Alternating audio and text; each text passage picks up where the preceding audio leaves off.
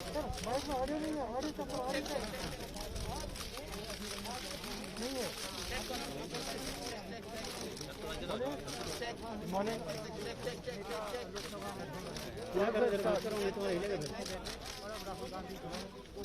मैं कुछ दिन पहले ऑपोजिशन पार्टीज के लीडर्स के साथ गए और अब हम कांग्रेस पार्टी के जो सीनियर लीडर्स हैं उनके साथ गए।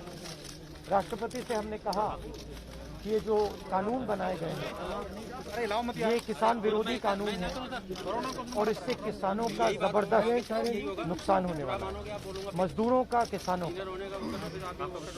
सरकार ने कहा था कि ये कानून किसान के फायदे के हैं और देश को दिख रहा है कि किसान कानून के खिलाफ खड़ा हुआ है। और मैं प्रधानमंत्री जी से कहना चाहता हूं कि ये किसान हटेगा नहीं। प्रधानमंत्री को ये नहीं सोचना चाहिए कि किसान और मजदूर घर चले जाएंगे, नहीं जाएंगे। जब तक ये कानून वापस नहीं लिया जाएगा, जॉइंट सेशन कीजिए और कानून को एकदम वापस लीजिए, क्योंकि किसान वापस नहीं जाने वाला है। और हम सब, विपक्ष की सब पार्टियां किसानों के साथ, मजदूरों के साथ खड़े हैं और खड़े रहें। जिस प्रकार से ये कानून पास किया गया वो भी बिल्कुल गलत था। बिना डिबेट किए, बिना किसानों से चर्चा किए, बिना मजदूरों से पूछे ये कानून ऊपर से थोप दिए गए और इन कानूनों को हटाना ही पड़ेगा, विद्रॉ करना ही पड़ेगा।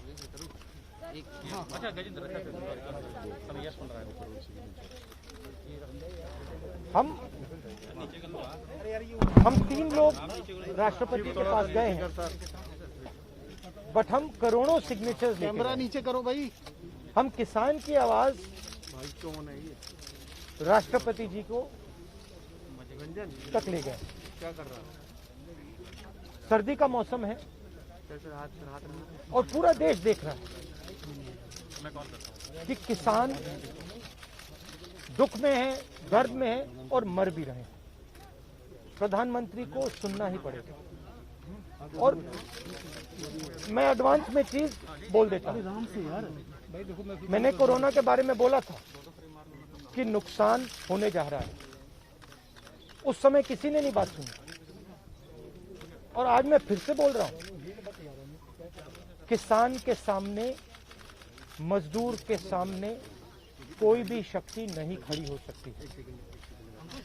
अगर प्रधानमंत्री जी ने कानून वापस नहीं लिए, सिर्फ बीजेपी को नहीं, सिर्फ आरएसएस को नहीं, देश को नुकसान होने जा रहा है।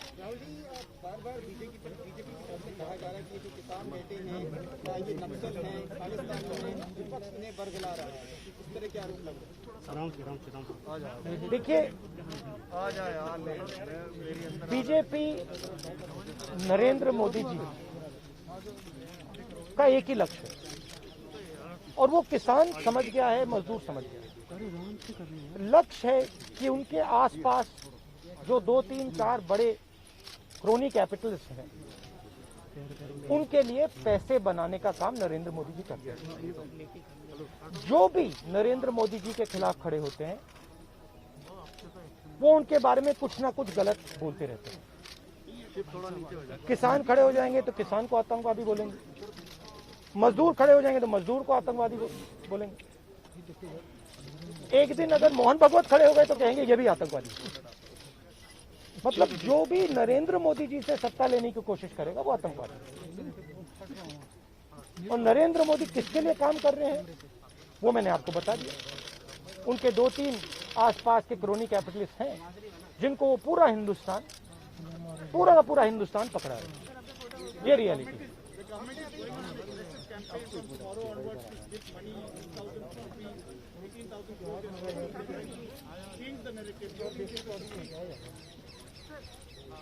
Look, the point is, it's a very simple thing. There are millions of people who live off our agricultural system. Large percentage of our people live off our agricultural system. These are laborers, they are farmers, they are small traders, These are these people. And they are the backbone of the country. Now, we understand that agriculture has to be reformed. What we are saying is that if you destroy this system, these millions of people will have nothing to do. They will not be able to feed themselves. And you will create massive destruction, massive pain in the country. Why is the Prime Minister doing this? It is a very simple calculation. The Prime Minister is doing this because he wants to help 2 or 3 business people. He does not care what happens to these people. He will construct whatever narrative he has to construct to make sure that the wealth transfer that is taking place to 3 or 4 people continues.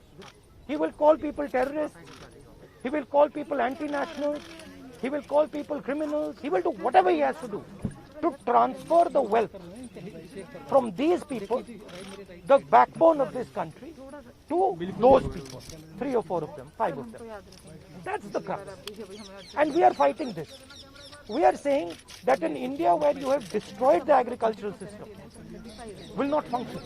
Just like I said, take Corona seriously. Corona is going to kill people in massive numbers if you do not act.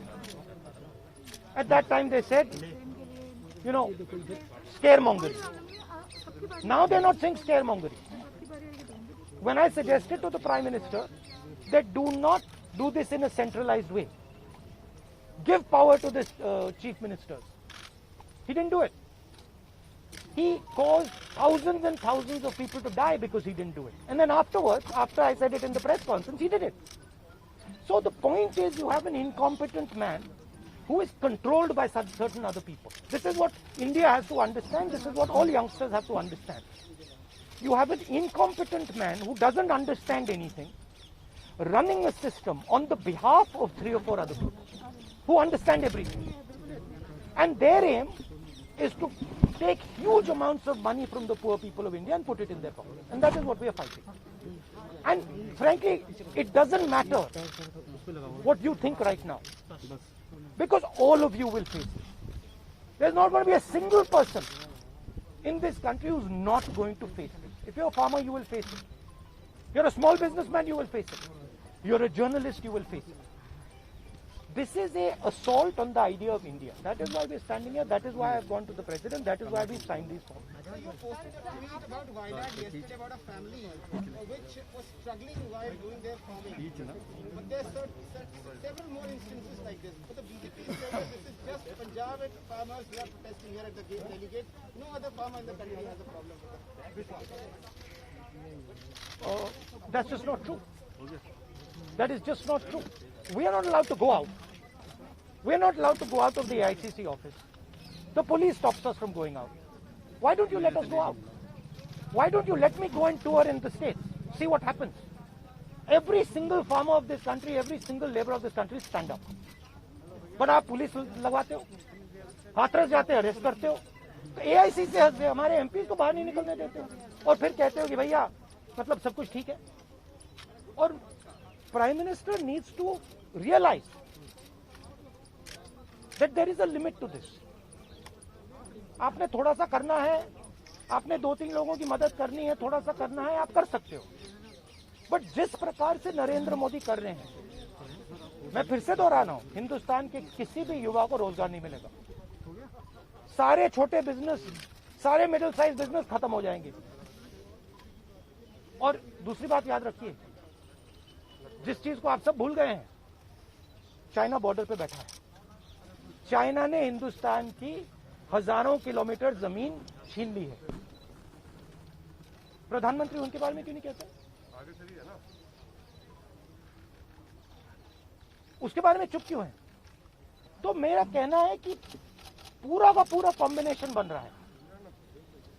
एक तरफ आप अपने system को तोड़ रहे हो, आप अपने लोगों को लड़ा रहे हो, आप अपने किसान को मार रहे हो, मजदूर को मार रहे हो, और दूसरी तरफ बाहर से फोर्सेस देख रही हैं, कह रहे हैं कि बहुत अच्छा है, नरेंद्र मोदी हिंदुस्तान को कमजोर कर रहा है और हमारे लिए अच्छी अपॉर्चुनिटी बनने जा रही है। मैं देश को बता रहा हूँ, मैं वार्निंग दे रहा हूँ कि आप देखिए क्या हो रहा है।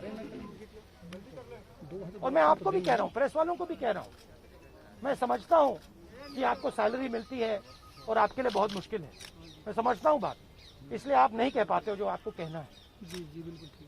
मगर आपके देश को, हमारे देश को बहुत जबरदस्त नुकसान होने वाला है। बहुत डेंजरस रास्ते पर ये देश चल रहा है, ये मैंने कहना। कांग्रेस के नेताओं को डिटेन कर लिया गया है। आप लोग मार्च लेके यहाँ पर आ रहे थे, अभी जो है कांग्रेस तमाम एमपी को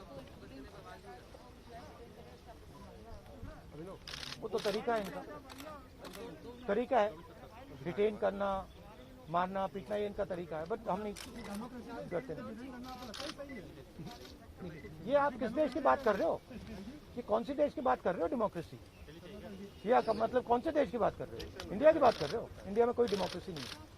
डेमोक्रेसी इंडिया में ये मतलब आपके इमेजिनेशन में हो सकती है, मगर रियलिटी में है नहीं। Thank you. गुलाम नबी कुछ नहीं? आप कुछ नहीं?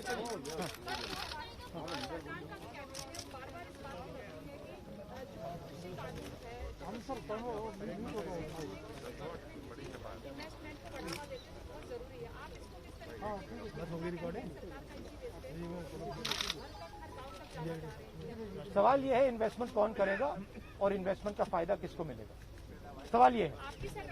नहीं सुनिए, सवाल ये है कि हिंदुस्तान के एग्रीकल्चरल सिस्टम में कौन इन्वेस्ट करेगा और कौन पैसा बनाएगा। हिंदुस्तान के एग्रीकल्चरल सिस्टम में आज तक किसान ने इन्वेस्टमेंट किया है, मजदूर ने इन्वेस्टमेंट किया है। ये जो जवान हमारी सेना बॉर्डर पे खड़े हैं, इनके माता पिताओं ने किया इन्वेस्टमेंट, ये करते हैं। और रिटर्न किसको मिलता है? रिटर्न 2-3 उनके उद्योगपति मित्रों को मिलता है। ये पूरा देश जानता है, पूरा देश इस बात को समझता है कि इन्वेस्टमेंट हम करते हैं। बहुत दूर खड़ा है, लॉन्ग कर दूं? आपके माता पिता क्या करते हैं? गुलाम नबी साहब बहुत दूर खड़े हैं। आप एग्रीकल्चर फार्मर थी, अब आप जर्नलिस्ट है ना, तो आप जानते हो कि आपके फादर ने इन्वेस्टमेंट किया या नहीं? अरे मैं आपसे पूछ रहा हूँ, आप देश की महिला है, ठीक है आपके पिता ने इन्वेस्टमेंट किया ना, मदर फार्मर है, उन्होंने इन्वेस्टमेंट किया ना, किसके लिए इन्वेस्टमेंट किया? क्या इन 2-3 लोगों के लिए इन्वेस्टमेंट किया, या आपके परिवार के लिए किया, आपके एजुकेशन के लिए किया, आपके स्वास्थ्य के लिए किया, आपके स्वास्थ्य के लिए किया, आपके एजुकेशन के लिए किया? मगर ये जो 2-3 बिजनेसमैन है उनके लिए तो नहीं किया ना। तो सवाल यही है, इन्वेस्टमेंट कौन कर रहा है? आपके माता पिता ने किया, करोड़ों किसानों ने किया, और रिटर्न किसको मिल रहा है?